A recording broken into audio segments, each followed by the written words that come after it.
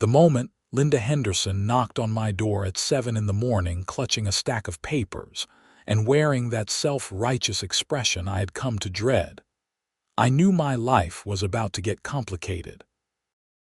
I had just moved to Clearwater, Arizona 3 months earlier, buying a modest 3-bedroom house on the outskirts of town where the desert stretched endlessly, and the wind never stopped blowing. My name is Peter Zimmerman, and I am an environmental engineer who had spent the last decade working on renewable energy projects across the country.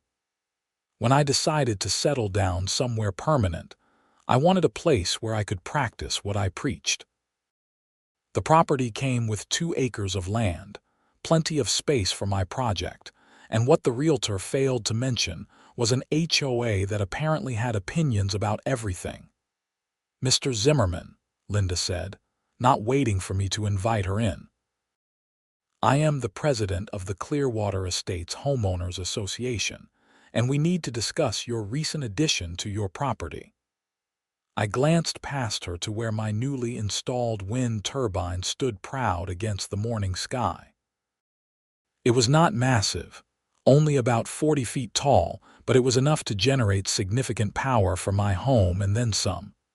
I had spent weeks getting the proper permits from the county, ensuring everything was up to code and making sure it was installed safely. "My windmill?" I asked, taking a sip of my coffee. "That monstrosity is an eyesore and a violation of our community standards," she snapped, thrusting the papers at me. "According to Section 12, Paragraph 8 of the HOA bylaws, no structure exceeding 15 feet in height can be erected without board approval." I took the papers and scanned them quickly. I checked the bylaws before I installed it. There is an exception for functional equipment that serves the primary residence. Solar panels, satellite dishes, and alternative energy sources are specifically exempt. Her face flushed red. That exception refers to rooftop installations, not massive industrial equipment in your backyard. The language does not specify rooftop only. It says alternative energy sources for residential use. My turbine qualifies. Linda's jaw tightened. "We will see about that. I am calling an emergency board meeting and you will be required to attend. Until this is resolved, I am issuing you a cease and desist order. The turbine is already installed and operational. There is nothing to cease. Then you will face daily fines of $200 until it is removed," she said triumphantly. I closed the door after she left and called my lawyer, Marcus Chen, who I had kept on retainer specifically for situations like this. He laughed when I explained what happened. "Let them try," Marcus said. "The Arizona State Legislature passed a law 3 years ago that specifically protects homeowners who install renewable energy systems. HOAs can have aesthetic guidelines, but they cannot prohibit the installation entirely. You have all your permits, right? Every single one. Then you are golden. Do not pay any fines.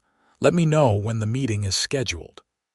The emergency board meeting was set for the following Tuesday evening at the community center, a bland building at the entrance of our neighborhood that always smelled like burnt coffee and disappointment. I arrived 15 minutes early with Marcus, carrying a folder full of documentation, permits, and printed copies of the relevant state statutes. The room was surprisingly full. Apparently, word had spread about the controversial windmill, and people were curious. I recognized a few neighbors, including Tom and Jennifer Walsh from 2 houses down, who gave me encouraging nods. Most of the crowd seemed neutral, just there for the entertainment.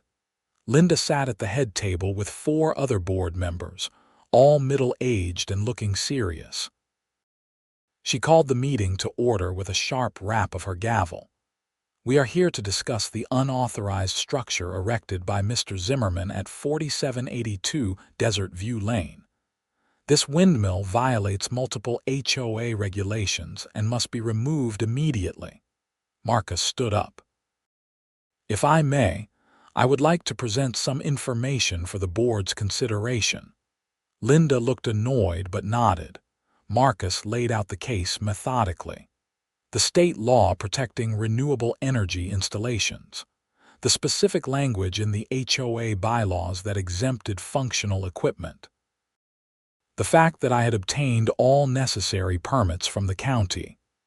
The turbine's noise level, which was well within acceptable limits. Its safety record and professional installation. Furthermore, Marcus concluded, any attempt to fine Mr. Zimmerman or force removal of a legally permitted renewable energy system could result in litigation that would be very costly for the HOA. The state has been clear that homeowner rights supersede HOA restrictions in these cases. Linda's face had progressed from red to purple. This is about maintaining property values and community standards. That thing is ugly and will make everyone's homes worth less. An older man in the audience raised his hand. Actually, I did some research.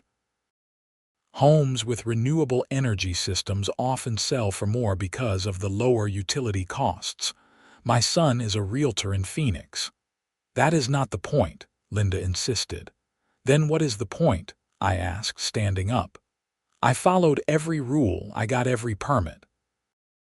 I am generating clean energy and reducing my carbon footprint.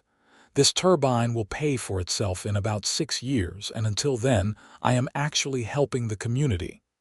Helping how? Another board member, a woman named Patricia, asked skeptically.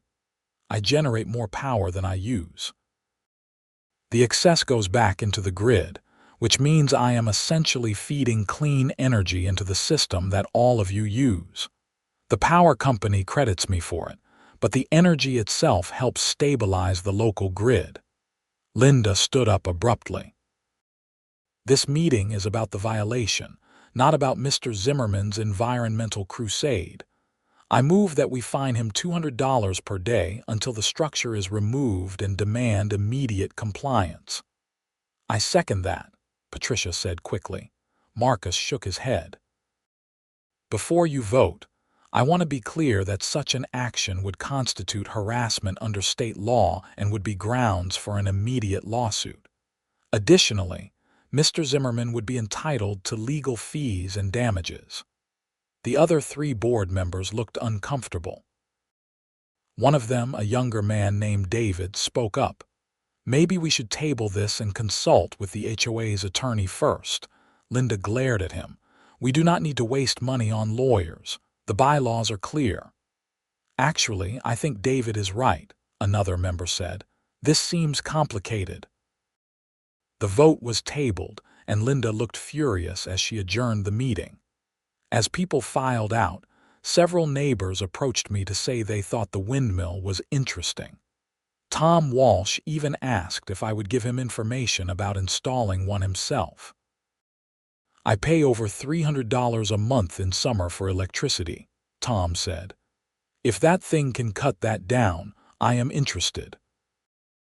I spent the next 2 weeks enjoying my significantly reduced power bills and watching Linda drive by my house multiple times a day, always slowing down to glare at the turbine. The HOA's attorney apparently told them the same thing Marcus had, because I received a letter stating that while they disagreed with my interpretation of the bylaws, they would not pursue fines at this time. I thought that was the end of it. I was wrong. It was late June when things got interesting. Arizona in summer is brutally hot, with temperatures regularly exceeding 110 degrees. Air conditioning is not a luxury but a necessity. My windmill had been running beautifully, and my power bill for May had been $37. The previous owner's bills for May, which I had seen during the purchase process, had been over $400. I was checking my mail one afternoon when I saw Linda marching across the street toward me. She looked different though, less angry and more stressed. Mr. Zimmerman, she called out, her voice lacking its usual sharp edge. "Do you have a moment?" "Sure," I said cautiously. I wanted to apologize for our confrontation earlier. I may have been too hasty in my judgment about your windmill. This was unexpected. Okay. I was wondering if you might be willing to discuss how it works. My last power bill was significantly higher than expected, and I am looking at ways to reduce costs. I almost laughed, but managed to keep a straight face. "How much higher?" "That is personal," she said defensively. "Right, well, the initial investment for a turbine like mine runs about $15,000 to $20,000 including installation. There are also solar options, or combinations of both. I would be happy to give you some contact information for the company I used." She nodded, looking uncomfortable at having to ask me for anything. "That would be helpful, thank you." Over the next week, I heard through the neighborhood grapevine that Linda was not the only one shocked by summer power bills. The local utility company, Desert Power and Light, had raised rates by 18% due to increased demand and infrastructure costs. For most people, that meant bills jumping from $300 to over $500 a month. Some of the larger homes with pools were seeing bills close to $800. My bill was $42. Tom Walsh knocked on my door on a Saturday morning with his wife Jennifer. "We want one," he said without preamble. "How do we start?" I invited them in and walked them through the whole process. The permits, the installation, the costs, the maintenance, the return on investment. They were sold before I finished talking. "We have been throwing away money to the power company for years," Jennifer said. "This just makes sense." Within 2 weeks, the Walshes had their own turbine being installed. It was slightly smaller than mine but would still generate substantial power for their home. The installation drew a crowd of curious neighbors, and the contractors handed out business cards like they were at a networking event. Linda drove by the Walsh house 3 times during the installation, her expression unreadable. Then the second power bill cycle hit in July, and people started panicking. The temperatures had been even higher than usual, and everyone was running their air conditioning constantly. Bills were arriving that made grown men cry. I heard about one family 6 streets over who got a bill for $1,200 because they had a large home and 2 teenagers who refused to follow their parents' rules about keeping doors closed and thermostats reasonable. My bill was $39. I was getting regular visitors now, neighbors asking about the turbine, wanting to see my power bills, wondering if this was really legitimate. I showed them everything, explained the technology, and gave them information about installation companies, permits, and costs. Some people were ready to jump in immediately. Others were hesitant about the upfront costs. A few were worried about what the HOA would say. "The HOA cannot stop you," I explained to a young couple named Rachel and Steve who lived 4 houses down. "State law protects your right to install renewable energy systems. Linda tried to stop me and failed. But she can make our lives difficult," Rachel said nervously. "She can try, but she would be breaking the law. And honestly, I think her tune is changing." I was more right about that than I knew. The next HOA board meeting was scheduled for early August, and the agenda included a discussion about renewable energy policies. I attended out of curiosity, and the room was packed with homeowners who had clearly been ambushed by their power bills. Linda called the meeting to order and looked tired. "Before we begin with regular business, I want to address the issue of renewable energy installations in our community. After consulting with our attorney and reviewing state laws, the board acknowledges that homeowners have the right to install solar panels, wind turbines, and other approved renewable energy systems on their property." There was murmuring in the crowd. However, Linda continued. We would like to establish aesthetic guidelines to ensure these installations are done in a way that maintains our community's appearance. We propose that all installations be submitted to the board for review, not for approval or denial, but so we can ensure they meet state and county requirements and help owners navigate the permit process. This was actually reasonable, and I said so when she asked for comments. I think that is fair, I said. When I installed mine, it would have been helpful to have guidance from the community. As long as the board is clear that they cannot deny applications for legal installations, I think this makes sense.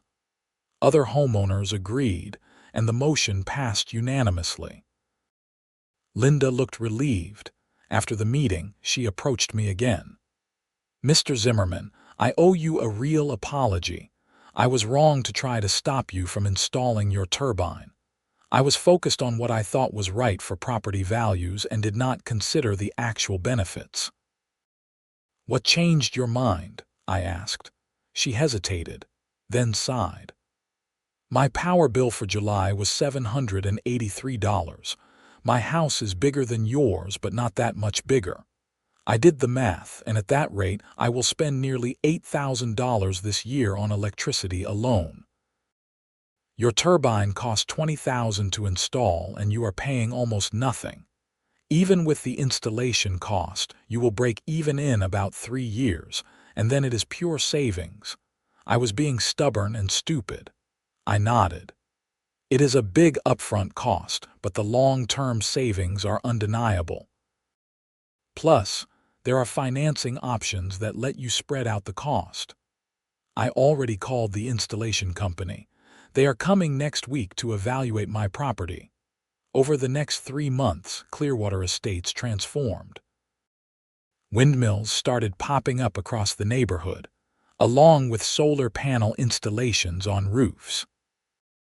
The HOA board, now led by a much more humble Linda, actually became helpful, creating a streamlined process for homeowners to share information about contractors, financing options, and permit requirements.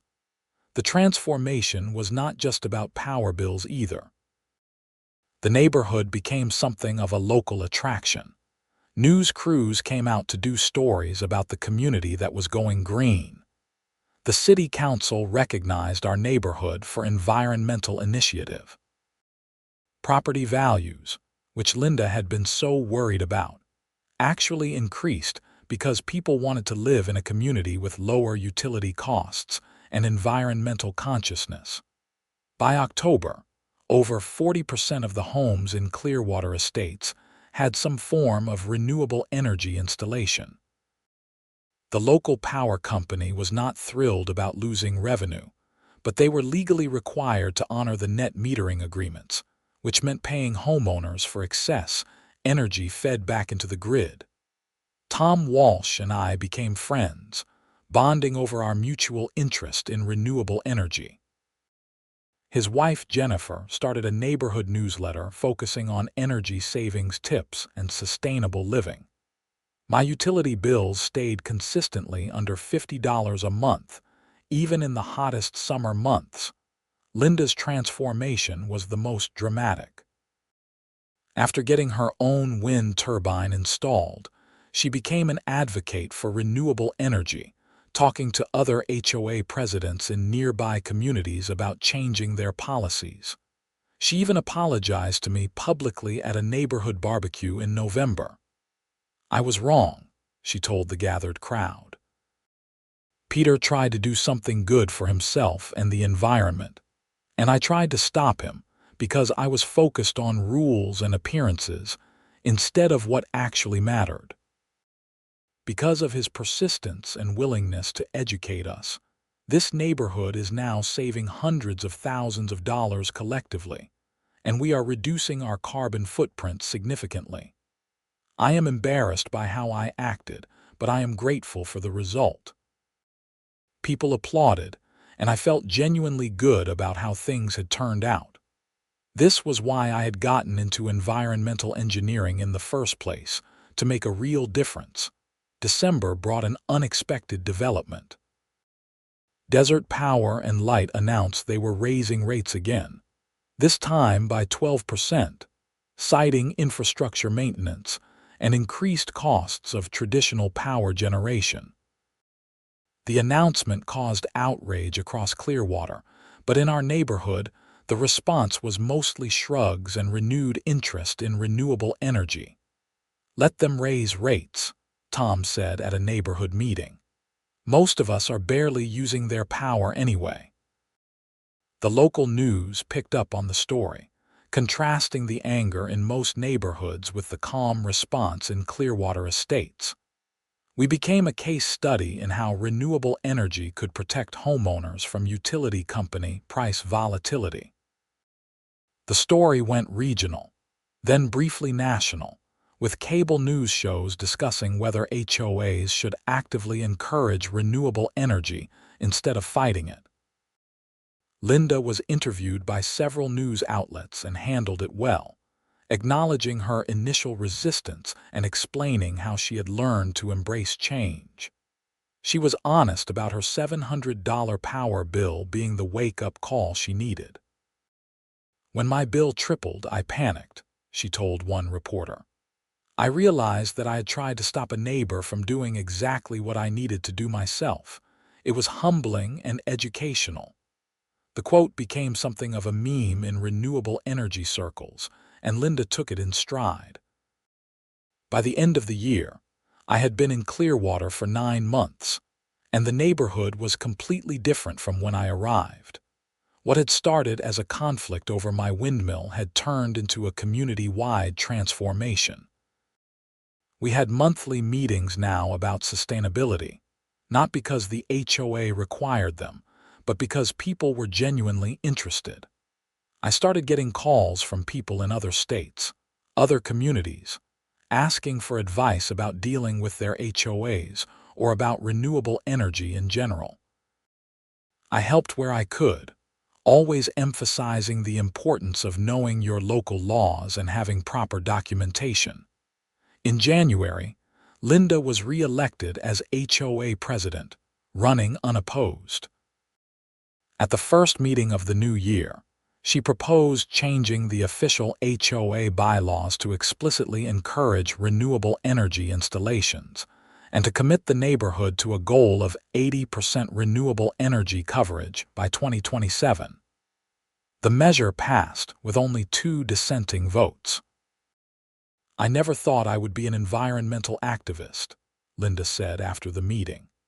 "But seeing what we have accomplished here, seeing how much money people are saving and how much cleaner our energy is, I cannot imagine going back to the way things were." In February, something unexpected happened. The power company reached out to me through Marcus, my attorney. They wanted to discuss the possibility of installing a larger commercial wind turbine on the undeveloped land at the edge of our neighborhood, which was technically common area managed by the HOA. They want to lease the land from the HOA and install a turbine that would generate power for the broader grid, Marcus explained.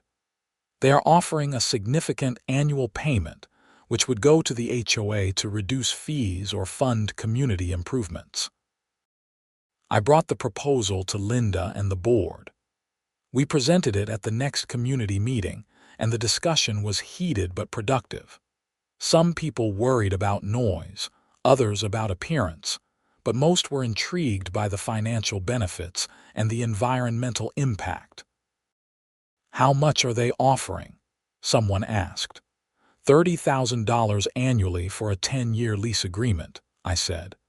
"That is enough to completely eliminate HOA fees for every homeowner and still have money left over for maintenance and improvements."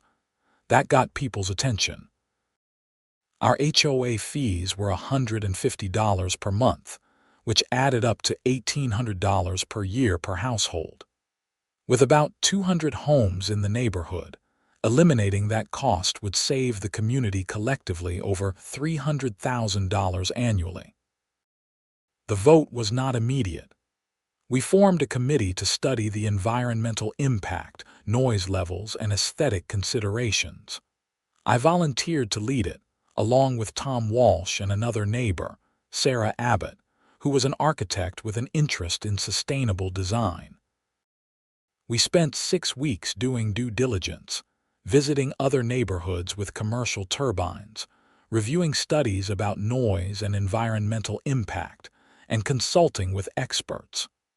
The findings were overwhelmingly positive. Modern commercial turbines were remarkably quiet and efficient. The proposed location was far enough from homes that noise would be minimal.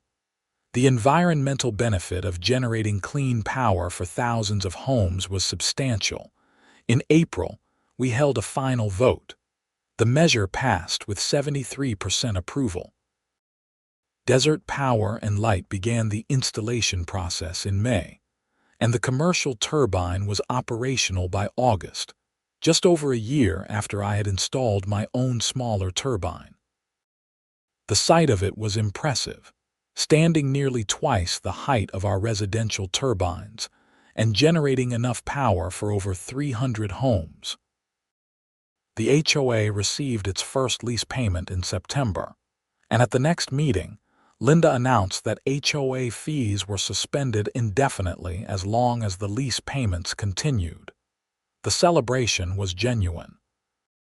People who had been spending nearly $2,000 a year on HOA fees, plus hundreds monthly on power, were now paying a fraction of what they had been. The financial impact on the community was enormous.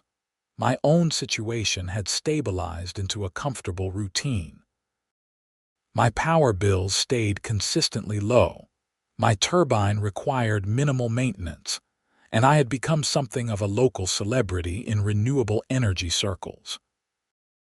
I did consulting work on the side, helping other communities navigate the process of installing renewable energy systems and dealing with resistant HOAs. Linda and I had developed an unlikely friendship. She would sometimes stop by to discuss neighborhood issues or ask about energy policy. She had genuinely changed, becoming an advocate not just for renewable energy, but for listening to residents and being flexible in leadership. "I learned an important lesson from you," she told me one evening when she stopped by to drop off some papers about a proposed neighborhood solar panel project for the community center. "Rules are important, but they should serve people, not control them. When rules prevent people from doing good things, the rules need to change, not the people." In December, exactly 1 year after the power company's rate increase had caused such panic, they announced another rate hike. This time, Clearwater Estates barely noticed. We were insulated from their pricing decisions, generating most of our own power and even selling excess back to the grid. Other neighborhoods in Clearwater were not so fortunate. I heard stories of families struggling with power bills over $1,000 a month, of people having to choose between air conditioning and other necessities. It was heartbreaking and frustrating because the solution was available, but many HOAs in other neighborhoods were still fighting against renewable energy installations. I testified before the Clearwater City Council in January, advocating for stronger protections for homeowners wanting to install renewable energy systems. I shared our neighborhood story, the financial savings, the environmental benefits, the community transformation. A year and a half ago, our HOA president tried to fine me $200 a day for installing a wind turbine, I told the council. Today, that same HOA president has her own turbine. Our neighborhood has eliminated HOA fees through a commercial renewable energy project, and we are saving collectively over $2 million annually on power bills. That transformation happened because state law protected my right to make a choice about my own property. Imagine what could happen if every neighborhood had that same opportunity. The council listened, and several members expressed interest in creating city incentives for renewable energy adoption. It was a start. By March, 2 years after I had first moved to Clearwater Estates, the neighborhood had become a model for sustainable community living. We had been featured in national publications. Environmental groups were using us as a case study, and Linda had been invited to speak at a national HOA conference about embracing change and supporting homeowner rights. My power bill for February had been $29.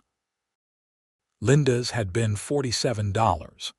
The neighborhood average for homes with renewable energy installations was under $60. Homes without renewable energy were still paying over $500 monthly. The contrast was stark enough that the remaining holdouts were finally coming around. By summer, over 80% of homes in Clearwater Estates had some form of renewable energy installation, exceeding the goal Linda had set 18 months early. The commercial turbine was performing better than expected, generating even more revenue than projected. The HOA voted to use the surplus funds to install solar panels on the community center and to create a fund to help lower-income residents afford renewable energy installations. "We should help everyone benefit from this," Linda said when proposing the assistance fund. "Not everyone can afford the upfront costs, even with financing. If we use some of our surplus to help them, we all benefit from a cleaner, more sustainable neighborhood." The measure passed unanimously. In September, I was approached by a renewable energy company about writing a book about my experience, from fighting the HOA to transforming the neighborhood into a model of sustainability. I was hesitant at first, but Marcus encouraged me to do it. "Your story matters," he said. "You showed that one person standing up for what is right can change an entire community. That is powerful." I agreed to write the book, documenting everything from Linda's first confrontation on my doorstep to the neighborhood's transformation into a renewable energy showcase. It was cathartic to write it all down, to see the journey laid out in chronological order. The book was published the following spring, 3 years after I had moved to Clearwater Estates. It did better than anyone expected, spending 6 weeks on regional bestseller lists and getting attention from environmental groups, HOA reform advocates, and renewable energy companies. Linda wrote the foreword, which was both generous and honest about her initial resistance. "I was wrong," she wrote. "I let rules and appearances matter more than people and progress. Peter Zimmerman had the courage to stand up for what was right and the patience to educate rather than just fight. Because of him, our neighborhood is stronger, cleaner, and more financially stable. I am grateful for his persistence and ashamed of my initial opposition." This book tells the story of how one person can change a community, and how being willing to admit you are wrong can be the most powerful choice you make. The publicity from the book brought even more attention to Clearwater Estates. We started getting regular tours of people wanting to see the neighborhood, learn about our renewable energy systems, and understand how we had achieved such high adoption rates. The HOA board, still led by Linda, created a formal program to accommodate tours while respecting residents' privacy. I met Sarah Abbott during one of these tours. She had been the architect on our committee studying the commercial turbine, but we had not interacted much after that project ended. She was giving a tour to a group from Tucson when I happened to be checking my mailbox, and she waved me over. "This is Peter Zimmerman," she told the group. "He is the one who started all this." After the tour, we talked for a while, and I learned that she had been so inspired by the neighborhood transformation that she had started specializing in sustainable residential design. She was working on a project to retrofit older homes with renewable energy systems and improved insulation. "Your turbine inspired me to think bigger about what is possible," she said. I had been designing houses the same way for 10 years, but seeing what happened here made me realize I could do more. We started dating a few months later, bonding over our shared passion for sustainable living and community improvement. She moved into my house the following year, and we got married that fall in the community center under solar panels that the HOA had installed with surplus funds from the commercial turbine lease. Linda was at the wedding, of course, along with most of the neighborhood. Tom Walsh was my best man, and Jennifer gave a reading.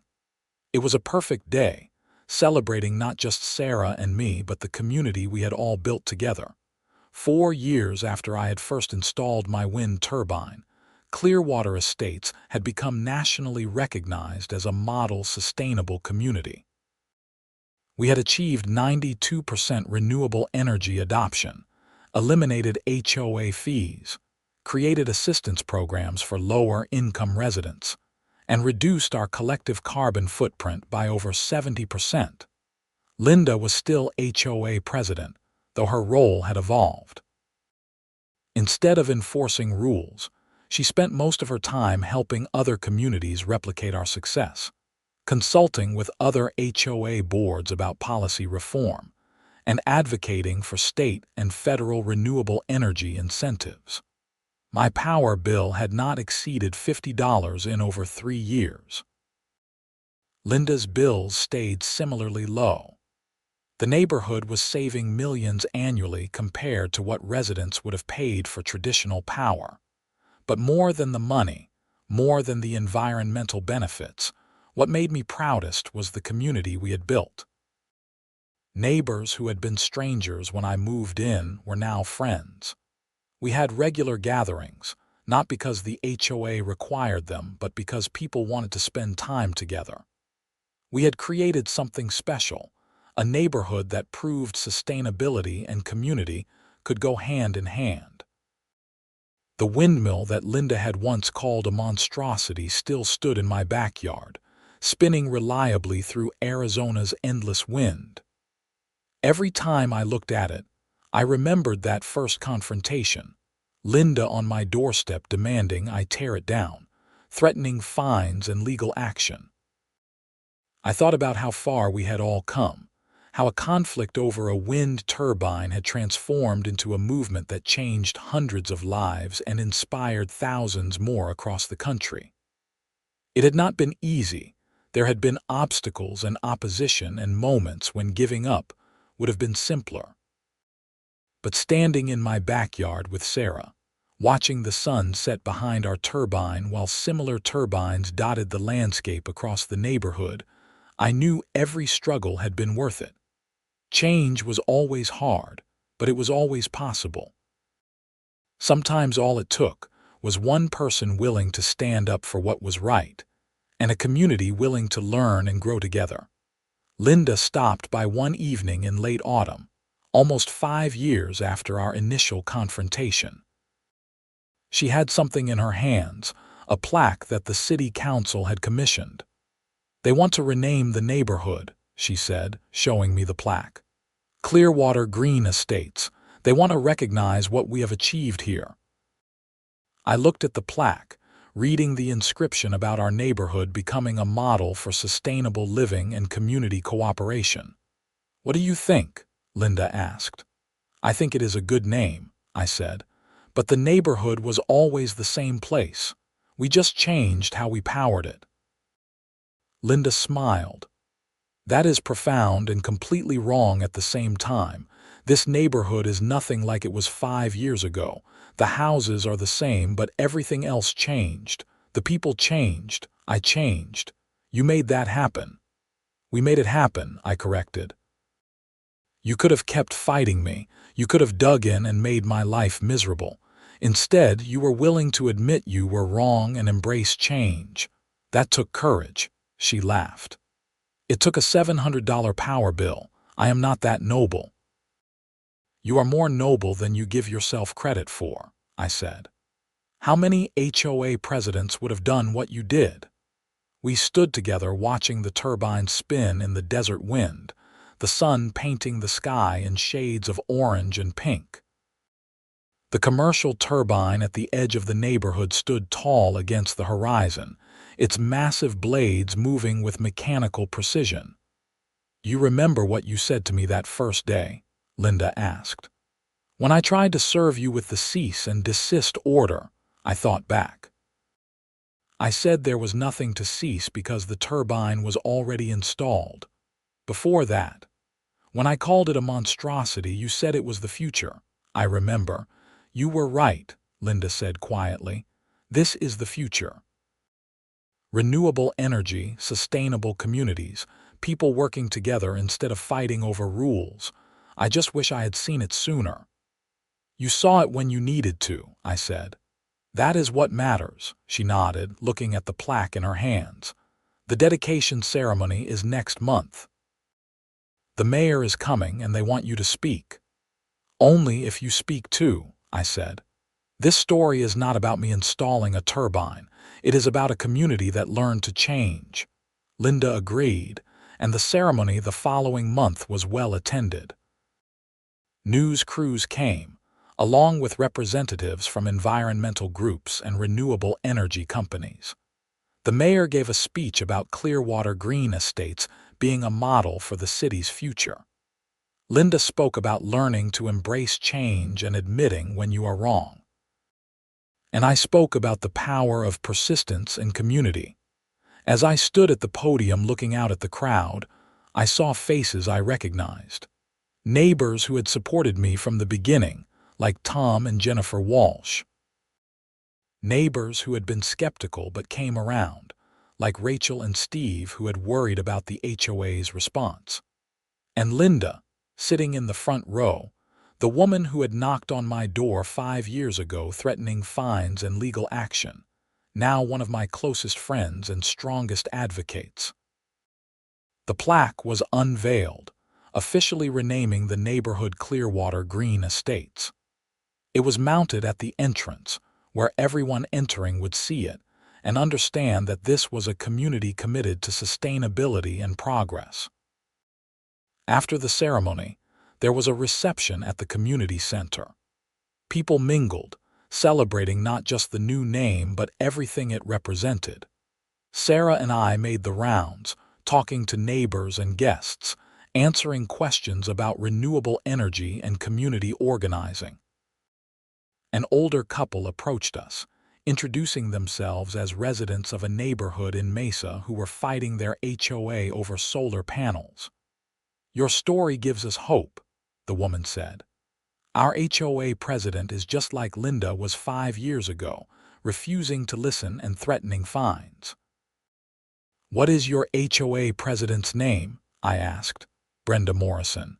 She is absolutely convinced that solar panels will ruin property values." I pulled out my phone and sent a quick text to Linda, who was across the room. A minute later, she joined us.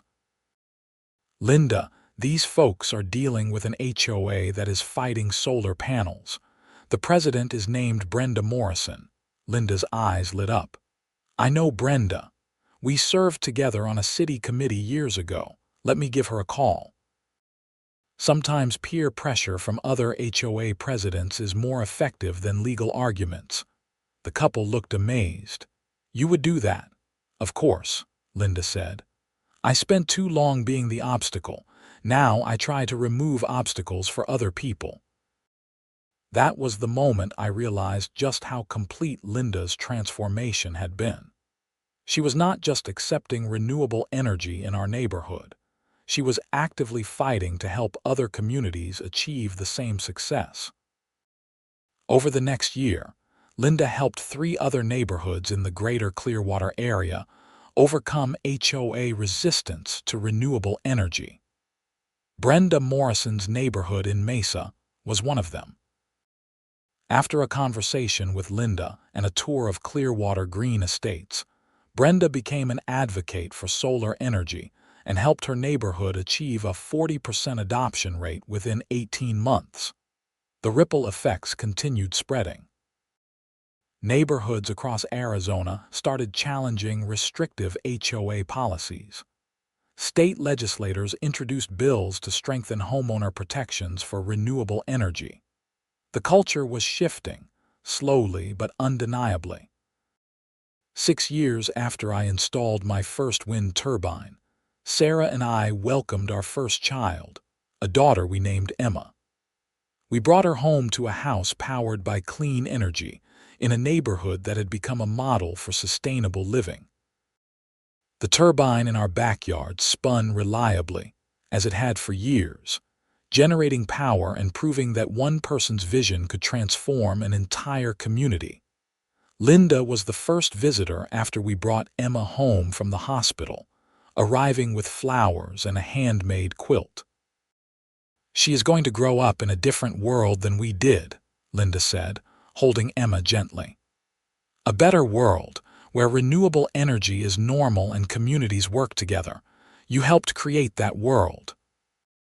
"We all did," I said, watching the woman who had once been my adversary cradle my daughter with genuine affection. As the years passed, Clearwater Green Estates continued to evolve.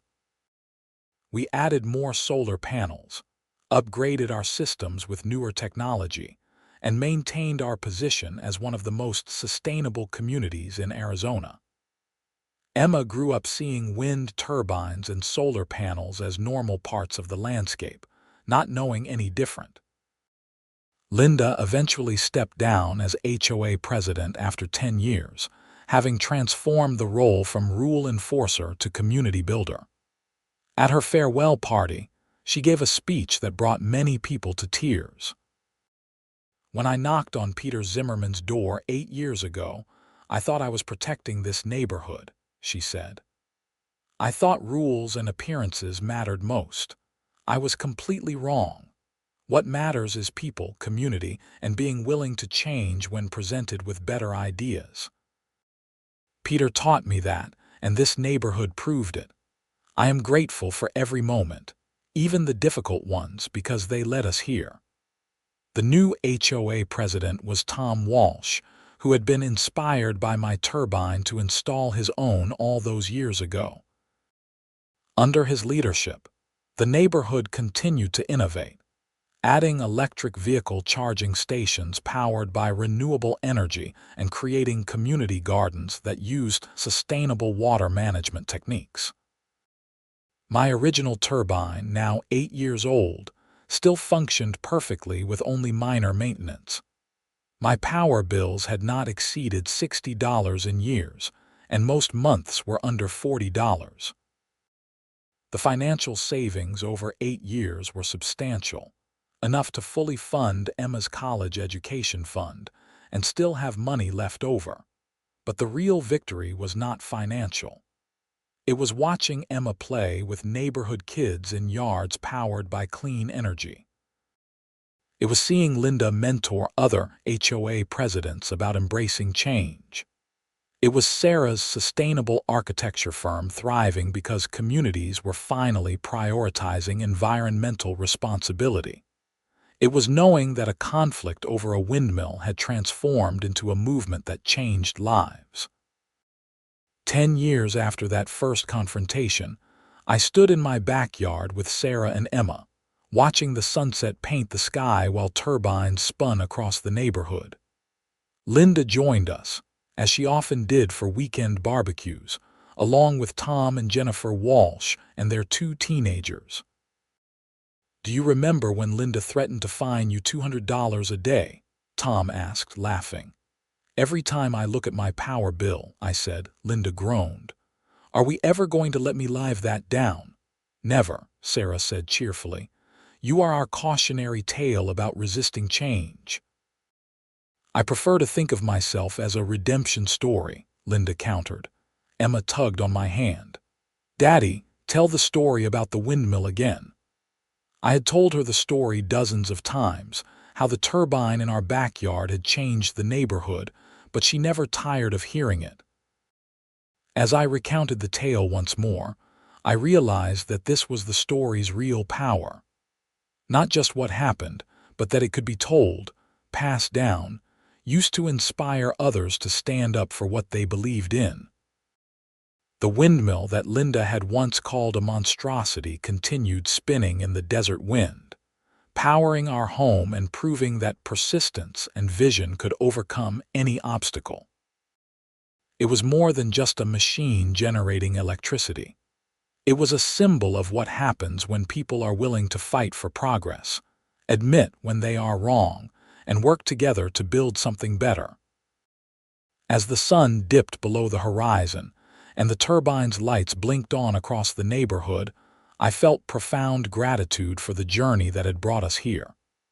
It had started with conflict and resistance, but it had ended with community and transformation.